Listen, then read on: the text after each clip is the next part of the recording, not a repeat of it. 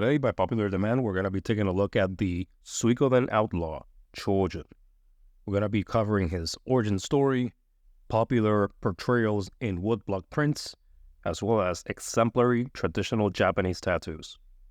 Rori Hakucho Chojun was one of the 108 outlaws in the Suikoden novel, also known as Water Margin or Outlaws of the Marsh.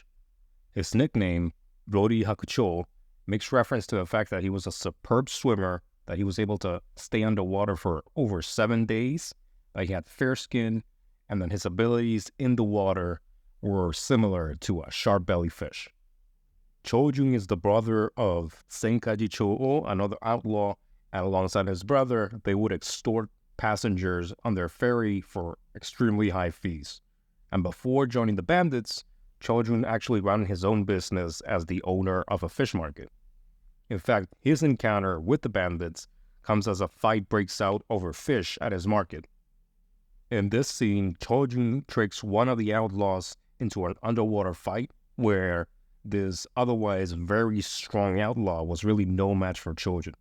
However, upon emerging from the water, he learns that the outlaw was part of the well-known Outlaws of the Marsh, who are all under this righteous leader, Soko, and they reconcile.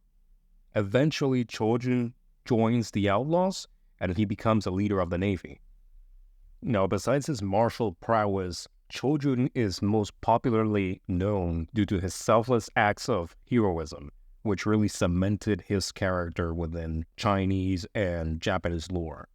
One of the most popular scenes where this is exemplified is in the scene commonly referred to as Suimon Yaburi, or breaking the floodgate. As the outlaws were planning on launching an attack on their enemies, their plans were made known to them that they were going to be going through the floodgates. And so as Chojun proceeds to break open the floodgates to allow his comrades to go inside, the enemy was already well prepared and they shower him with arrows. And thus how this scene has been popular portrayed within traditional Japanese woodblock prints is by Chojun being seen breaking open the floodgates with his arms, sword in his mouth, and arrows flying right at him. Of course, Chojun does not survive this encounter, and thus why he is really famous for those selfless acts of heroism, giving one's own life for the greater good of the group. Due to his incredible martial skill, his bravery, his strength, and his unwavering loyalty, Chojun has become a symbol for those loyal to their group, and thus is a very popular Suikoden outlaw. Now, having provided that high-level understanding of the character Rori Hakucho Chojun, let's take a look at traditional Japanese tattoos by renowned masters of the craft, and let's see these scenes come to life.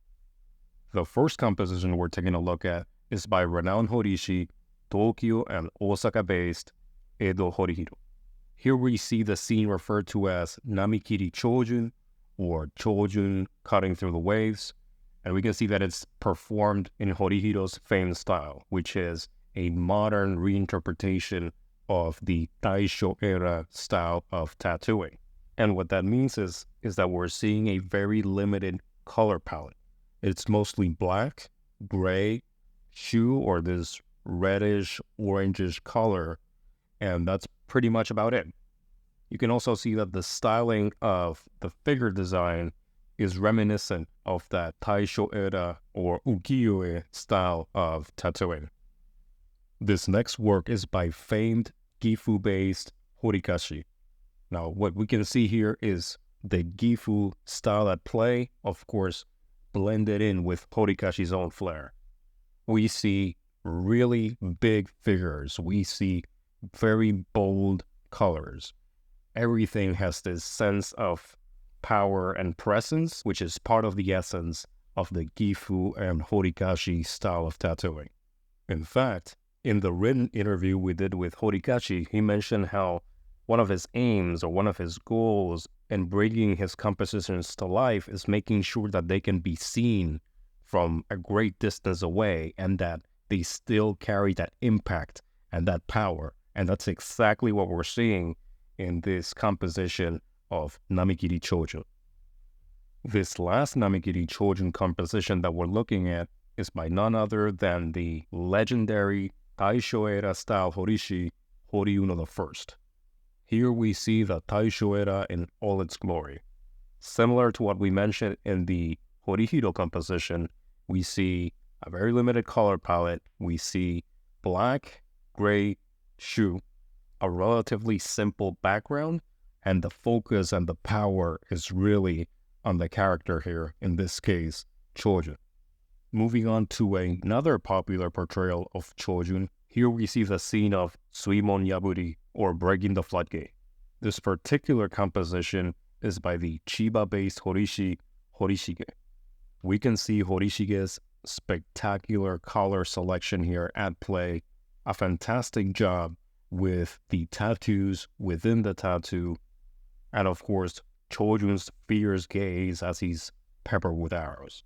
This is a great composition showing a lot of dynamism. This next composition is by the renowned Asakusa-based Horisuu. Here we see Horisuu did a masterful job with the color selection. These colors are beautiful. We can also see a beautiful job done, again, in the tattoos, within the tattoo, and even in all these small details and patterns that you can see in the sword, within the tattoos, the waves, and so on and so forth. Lastly, the final composition that we're taking a look at is by the Nagoya-based Horifune. And this has to be one of the fiercest looking Chojuns I have ever come across. Look at that gaze. That gaze is frightening. This is a great portrayal of the Suimon Yaburi scene as interpreted by Horifune. Now, to sum things up, we took a look at the popular Suikoden Outlaw Chojun, known for his unwavering loyalty, and we also took a look at 6 masterful compositions of the Suimon Yaburi and Namikiri Chojun scenes. What was very cool about these tattoo walkthroughs is that we were able to see how different Horishi are able to provide their own unique flair, their own unique style in reinterpreting these pieces of artworks, and how each one, although very different, is still so powerful, so unique, and so beautiful. If you haven't done so already, I highly encourage you to check each and every one of these Horishi's Instagram pages.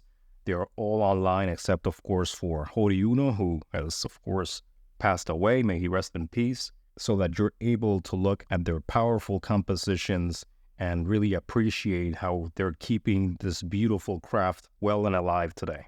Last but not least, thank you very much for watching. Thank you very much for subscribing. Please do subscribe if you haven't done so already. And do let me know what other content you would like to see, whether it's in video format, whether it's in written format. I do read your feedback, and of course, I do put it into play, as evidenced by this video itself. So once again, thank you very much for watching, and stay tuned for more.